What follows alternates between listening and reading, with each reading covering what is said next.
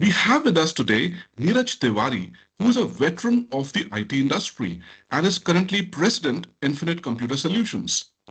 Those of us who have worked with Neeraj likely remember him for his fierce and sometimes ferocious leadership at Hughes Software Systems and Hughes Network Systems.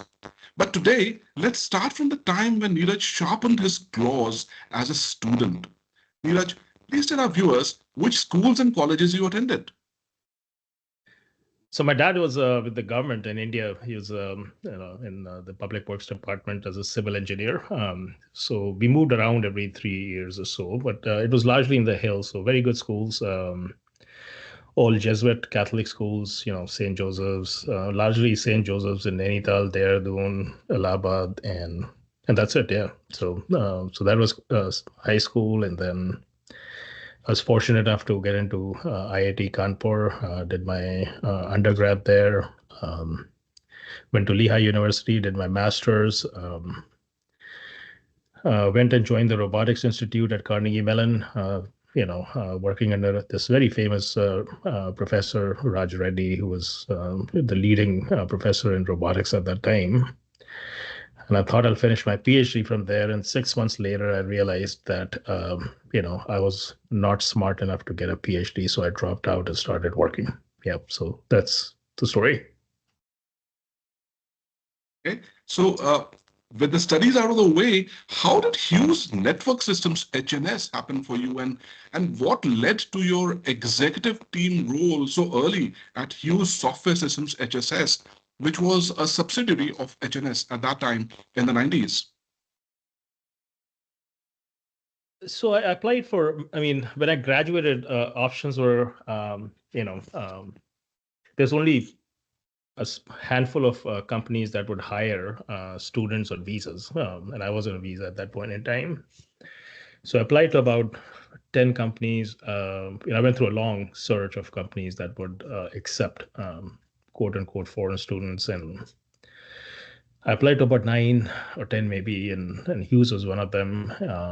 And I got 3 offers, and I had family here in the DC area. So I said, let's pick up Hughes. So that's how I started at Hughes. And I don't know how the executive thing happened. I think I just tried to do the best I could. I would take responsibility, accountability, risk. There are times where it was a lot was unknown, and I decided to step in. And I think that has I guess if you take those kind of risks and succeed, I believe you get noticed, and I think that's what happened to me. Because like I said, I'm not that smart, but sometimes luck and chances, chances come your way, and you take your chances, and with a little luck, you get pushed up. You mentioned 2 other offers. Which were the other 2? They were in VLSI design, so chip design. And that was another factor. I think satellite communication sounded a lot more interesting because both my background was in computer engineering and a lot of signal processing. Both fields were a decent fit. Satellite communication and chip design, but chip design just didn't seem right at that point in time. This was back then. It was 80, 85, 80, 86 kind of chips, so you didn't have the GPUs and the big NVIDIA multi-processing chips, the exciting stuff back then. So, And you have some fond memories of Hughes Software Systems HSS, where I also worked for a long time. And do you remember some names from that time? oh, I remember everyone. I think I remember you very fondly. And of course, tons and tons of people who work with me. At that point in time, I hired most of them, so but yeah, HSS is very fun. I do have very fond memories of HSS sitting up at the International Trade Towers in Nehru Place. surrounded by very bright engineers from all over India. And most of the hiring we did from what was C dot then, and C dot themselves had done a lot of hiring of the brightest in India. So we got the brightest of the brightest. We were just very fortunate, because we went after the top 10 15% at C dot, and it kind of worked out, and the rest was just bright students who right out of college. I'm a big believer in college graduates and the new thought and energy they bring to any organization, and they did to HSS as well.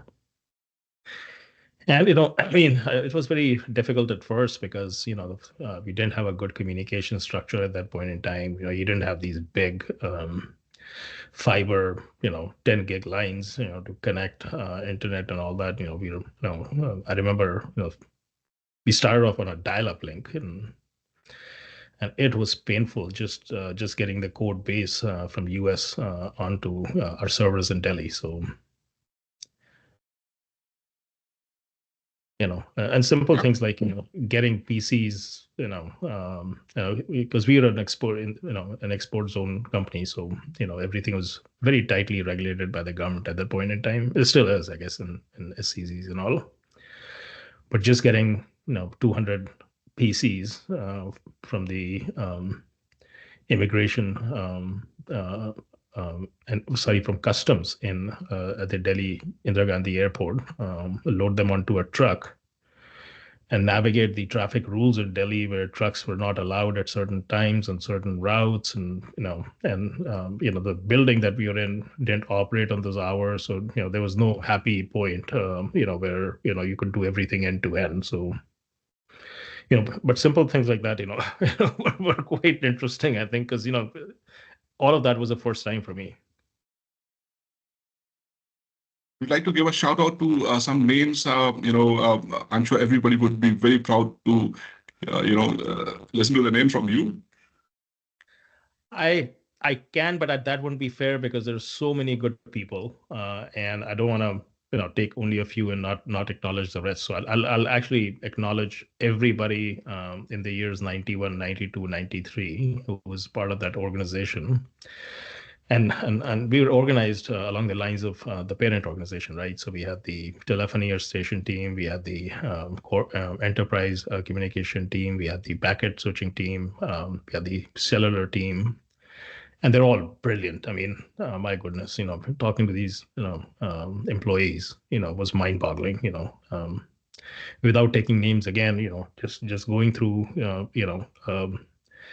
a packet switch architecture, and having these folks explain how they could switch, at that time, megabits of packets per second was, remarkable. Well, thanks for that, Neeraj. But coming to HNS now, arguably one of the most challenging programs you ran at Hughes Network Systems HNS was the Thuraya project, where you were responsible, amongst other things, for the entire ground segment software for the telecom network based on the geostationary Earth orbit satellite. Tell us something about how you joined that project and your memories from that project. I mean, I think, like I said, things just kept happening. I mean, I came back from Delhi. By that time, HSS was reasonably well set up. We had great leaders, who went on to become CEO, and all the leaders of Hughes and the Hughes Software Systems, time rolling forward. We had, Vinod Sood and Mao and Adesh, just brilliant minds, so I was not really needed anymore. I wasn't adding much value, so I decided to come back to the US, and I guess the satellite mobile group had just started up, and there wasn't a clear leader for that group. So when I showed up back in Maryland, I was told to just go head that group, and that's how I joined the group. And I think it took us 2 years. We worked with a number of startups around the world. We worked with a startup out of India called, I think it was called Agrani. And then he worked with the Chinese Telecommunication Authority. We work with companies in Thailand. Those deals didn't really go too far because most of these companies were unable to raise funds. And then Thuraya came along. They were well funded. Etisalat, the big telephone company in the UAE, was a major investor, and with that kind of backing, cash is rarely a problem. So they were well funded. Uh, their exec team was all it was a very bright team. I mean, they're all Ivy League graduates, folks with advanced degrees from Harvards and Stanfords and Princeton and the likes. So it's just great minds on the other side, a ton of money. They needed $1.5 billion to actually go live between what they had to spend on the equipment, on the two satellites, the primary and the backup, all the marketing, and the network covered 99 countries. All of the Middle East, all the way to India, parts of Northern Africa, and parts of Western Europe and Central Europe. So marketing the service was quite expensive. But it all kind of worked out. I don't know how it did, but it did. And we launched, and it was a roaring success. It still is a very profitable company. They're on I believe, their fourth generation phones and fourth generation ground equipment as well. And since then, they've launched more advanced satellites and with more capacity. So, at that point in time, the system was designed for 16,000 simultaneous calls. And you probably remember that because you were designing the network management for all of this. I think they have satellites with much more capacity as the technology is advanced and doing very well. So, very happy. It was not fun. I spent half my life in Dubai for 3 years, and I was 2 weeks in the US, 2 weeks in Dubai, getting sunburnt in that hot sun. But that's what it takes, so I roll up the sleeves and just keep going. Wonderful. And as you said, it was a roaring success for everybody, and I'm still very proud of it, having worked on it myself under your leadership. But, at the beginning of this interview, I had used two words for your leadership style: fierce and ferocious. I recall you showed no I don't know if I mercy in should the be happy meetings. or sad about that, but that's okay.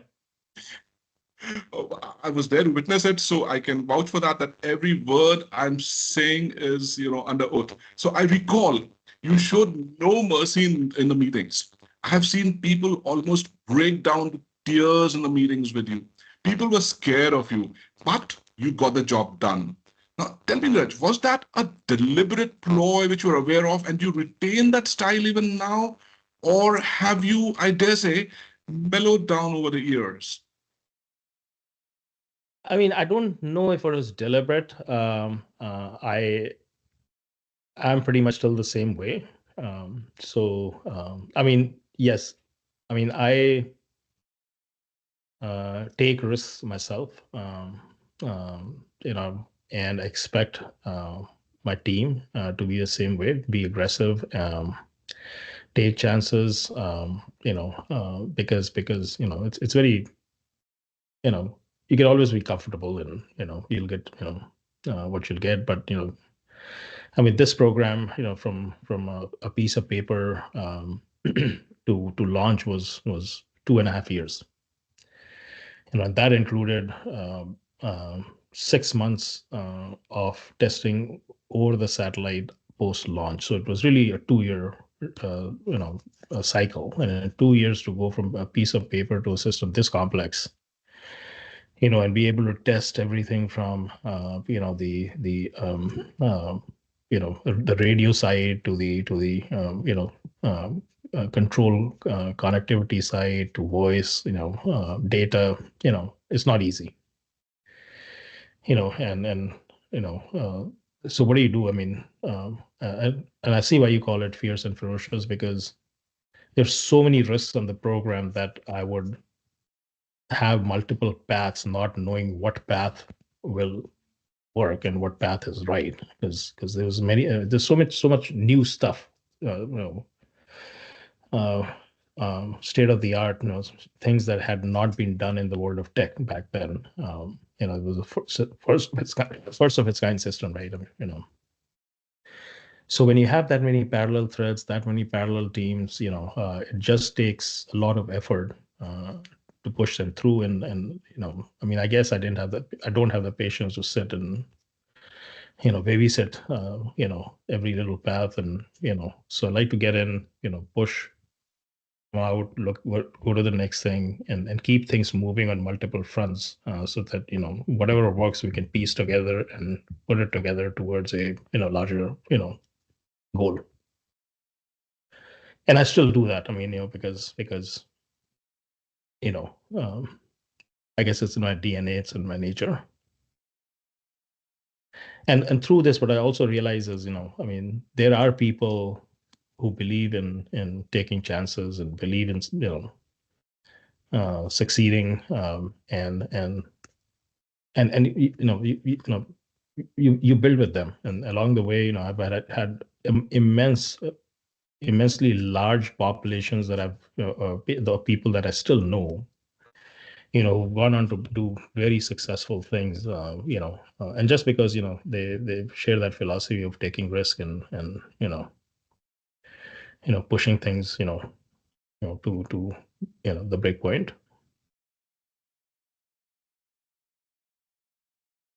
Right. So talking about taking things to the break point, and in today's world, this might be a question which is might be slightly controversial, but I'd like you to answer nevertheless. Was it challenging for you at East Coast HNS to lead a bunch of aggressive techie Americans like John Alexander's in a team to deliver the projects? Did you ever get a feeling that there was some resentment in the team due to the fact that you were a brown man leading the whole venture right into their country and company? I'm sure there was, but I mean, things like that, I don't really think about much, because I tend to focus on what I have at hand, and just do the best I can, of the cards I've been dealt with. So yeah, so I mean, yeah, I mean, all those, I mean, there's always factors, and this is one. There's always associations, politics, color of the skin issues, but hey, you got, if you get involved in that, it just takes you away from the path that you are marching on or do want to march on. So why waste time there? Okay, fair enough. Talking of politics, please forgive me for asking this, but when your colleague Samir Kaji left HNS, that's Hughes Network Systems for our viewers, there was a lot of buzz about the competition between you and him. Many even said that you muscled him out. Was it a case of the proverbial two swords which can't be housed in one sheath? Yeah, so I'm actually, it's interesting you say that. I've never muscled anybody out, uh, um, uh, in my entire professional life. I'm just not that kind of person. Samir was absolutely brilliant, and at some point in time, he got enamored by working for uh, government projects that were high tech security cleared projects, and that's what he wanted to do. And that wasn't what Hughes was at that point in time, so he decided to make a change. So he actually left, and I think he went joined some classified a small mid-sized company that did classified work for the DoD. There's and classified work is interesting for two reasons. I think the security clearance is a big safety net, especially in the Washington D.C. area, because there's only so many security cleared people. And then, of course, a lot of that work also is really next generation work. Breaking encryption codes. I think he's building systems along the lines. He couldn't tell me much because it was all classified, but it was. He always said, "I'm working in the field of encryption, whatever that means." So yeah, I mean, still very good friends. We meet often. He doesn't drink, so we meet for lunch. So we stayed good friends. It was nothing like edging out. You know, he has a lot of respect for me. I have a lot of respect for him. Um, you know, and he did contribute a fair bit. I wish he had stayed on to share the accolades of the launch of the service, which he didn't because he left about a year before, I think, more or less. So, but yeah, what you're saying is not true. Long, this short answer. Thanks for being candid and most of all, thanks for answering that for our viewers, Neeraj. But coming back to the Thuraya project, having delivered the Thuraya project with flying colors, you could have become anything in HNS. Then why did you suddenly leave in 2005? So after the Thuraya system was launched, I was asked to lead a program called Spaceway, which was the North American broadband system. Again, very very challenging, truly next gen. And that program was quite behind schedule. It was supposed to be launched in 3 years. I joined pretty much in year three. And when I got in there, I realized, I did my own analysis, own Gantt charts, just figured out where the program really was. And it was a very complex program. I think that Hughes had spent close to $1.5 billion by then, and and also being responsible for the budgets, I wanted to make sure I truly understood, and I was promising the board, and this was a board level program because the future of Hughes depended on this. To give them a realistic schedule and a realistic cost of what it'll take to launch, so in my assessment, we needed another million and $1.5 billion and another 2 years for service launch. Uh, I mean, I got a lot of flack for that because just admitting that rubbed a lot of people the wrong way. But it was what it was. So as with any other program, I got to working on it, and then we realized that we were told that Hughes was going to be bought over by a private equity group. So DirecTV was selling HNS to a private equity group. And as part of that deal, the DirecTV would retain the Spaceway satellites and reconfigure those satellites for broadcast television, which meant, and by this time, we were very close to service, to launching the satellite and then the service launch. So here, we're sitting there saying, okay, the satellites are gone. We go to the private equity group. Satellites go to DirecTV. They will reconfigure and use them for television broadcast. And that meant, rebuilding the satellite from scratch. And that meant another 2 years. And that was heartbreaking. There's no way, because our work was done, for 2 years, and what do you do? Sit and wait for the satellite to get built and service to launch service. And I said, that's not what I want to do, so I moved.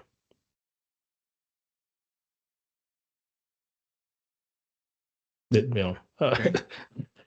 almost felt that if I stayed, I'd just be idling and or not doing much anyway. Okay. So, well, I'm sure that, as you said, it was heartbreaking. Are you still in touch with some of your colleagues from Hughes Network Systems, HNS, and Hughes Software Systems? You mentioned Samir, but are you in touch with some others as well, especially from HNS?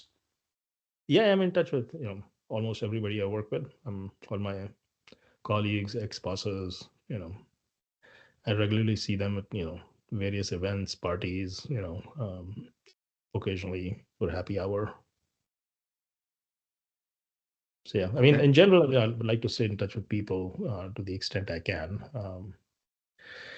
You know, I've had some great people, professionally and otherwise in my life, and I'm very thankful for that. And all of us have limited time, so there's only so much, um, uh, work you can, no, so much socializing you can do, but within that limited time, I try to stay in touch with almost everyone. Okay. That's excellent. And I'm sure everybody who has worked with you before is a fan of yours, even if they have been at the wrong side of your stick. All of them would want to know about your career post HNS, till where you are today. So please walk us through your journey after Hughes Network Systems. So I joined Infinite. Infinite was a private company at that point in time, founded by my very good friend Sanjay Gogol. And then we did take it public. We took it private. And now we're close to $2 billion in revenue. About 16 odd thousand people. Three continents, four continents now. Doing extremely well, focused on healthcare, telecom, and banking services, largely providing IT services to the CIOs of Fortune 500 companies. And it's been quite a journey. I lead all the engineering delivery folks, the 16 odd thousand people. I have a big role in corporate development, so all mergers, acquisitions, fair bit of travel, and great people again. Love everything about the company, the people, how we do things, how we are growing. Exciting times.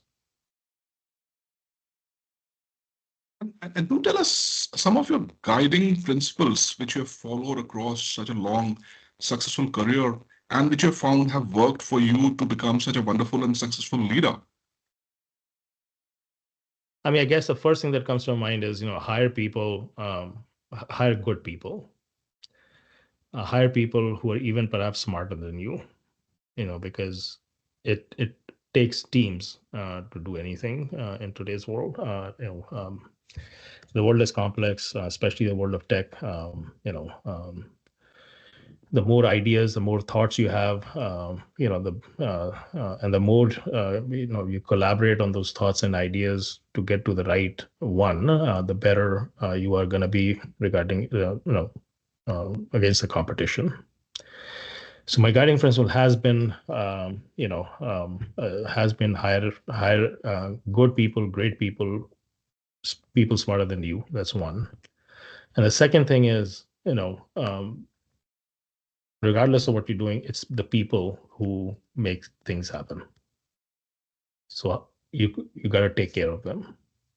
So and those are the only two principles I live by. Hire great people and take care of good people. And you do that, they take care of everything that needs to be taken care of. Things happen, and life becomes a lot easier. Great. Uh, we'd also like to know a little bit about you as a person. So, we'd love to know what are your hobbies, what you like to do in your free time, and please tell us a little bit, if you will, about your personal life, how you met your wife, for example, what are your children doing, and anything else at all you'd like to share. Well, I met my wife. It was through um, an ad in Times of India that her parents had put and my parents had put, and they connected, and they connected us. And then it took 3 years of she was in Bombay at that time. I was in the US. Then she moved to Michigan. We dated for about 3 years. And then we got married. Had two wonderful children. We have an older son. He graduated 2 years ago. Yeah, 2 years ago from Harvard. So very blessed for that. And he lives and works in New York for a health tech company, enjoying life in the big city. My daughter just graduated college this summer from, again, a very prestigious program at Georgetown School of Foreign Services, that trains kids for foreign services in the US, but she decided to pursue a path in consulting. So she joined Bain Consulting. And she's starting next month and moving to DC, about 40 minutes from where we live. And my hobbies. So I exercise a fair bit. I was diagnosed with prostate cancer last year, so I went through a fairly intense treatment for 6 months. It's behind. So I'm back to my routine of running and outdoors and running, biking, fair bit, gym. So that's one part. The second part is just casual sports. I'm not good at anything but tennis, football, American football,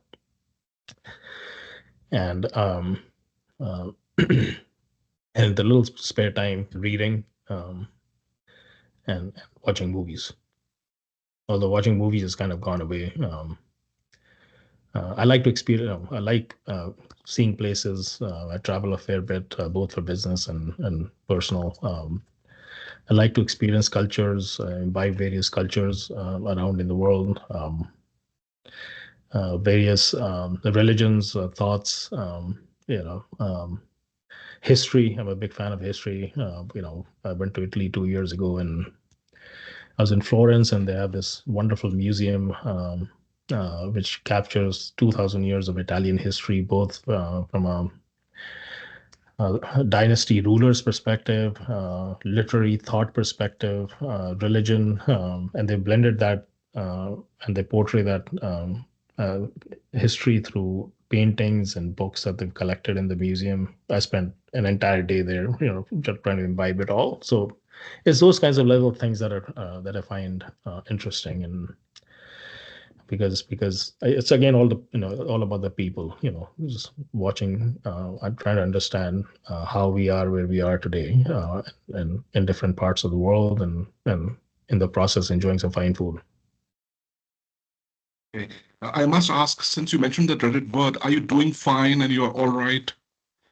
Yeah, I'm 100% healed. I mean, a thing like prostate cancer is not curable, but it's very treatable. It's one of the most treatable cancers, and it's one of the most common cancers in men. So it's like when you diagnose first, it's like, oh my God, am I gonna die? It starts from there, and then you accept it and put your head down and do what the doctors want to do, and where modern medicine is, prostate cancer is not something you die from anymore. So I live long.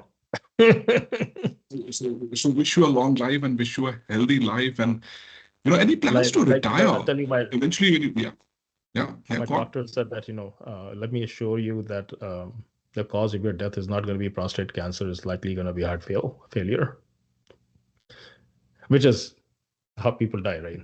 Normally. So. Well, I'm sure I wish nothing of the sort happened like this to you, and wish you a very happy life, long life, and a healthy heart, and all the good things. But as I was asking, any plans to retire? And eventually, when you do, what are the things that you plan to do which you might have missed upon during your busy career journey? I mean, I'll just do more of what I do in my free time, which is travel the world. There's so many countries I've not been to. And it's not just the travel bit; it's really understanding the culture, the history of that part of the world. How they came to be, where they are today. What's behind their culture, what's behind the way they live, and what's behind what they believe. All discovering all that. So that's I find that quite interesting. So I'll do more of that. I will definitely